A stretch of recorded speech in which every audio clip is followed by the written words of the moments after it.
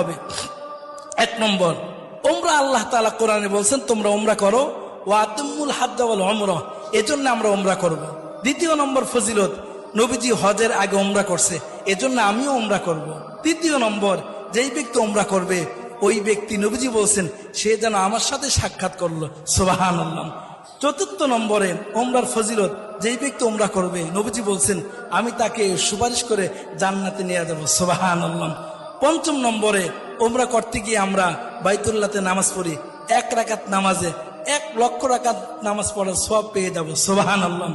6 নম্বর ফজিলত হলো দুনিয়াতে থেকেই জান্নাতি জিনিস এর মধ্যে চুমা দেওয়ার সুযোগ হয়, যেটা হলো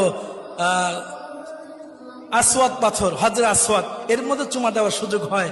7 নম্বরে, উমরা করলে জিন্দেগির গুনাহ মাফ হয়ে যায়। 8 নম্বরে, উমরা করলে দোয়া কবুল হয়। 9 নম্বরে, উমরা করলে উমরা করার সময় যখন আমরা লাব্বাইক আল্লাহুম্মা লাব্বাইক বলি, নবীজি বলেন লাব্বাইক বলার দ্বারা সাথে সাথেই তার সমস্ত গুনাহ খাতা মাফ হয়ে যায়। 10 নম্বরে, যেই ব্যক্তি উমরা করেন, উমরা করার কারণে জান্নাতের বাগান রওজাতুম মিন রিয়াজিল জান্নাত ভিতরে তার যাওয়ার সুযোগ হয়ে যায়। 11 নম্বরে,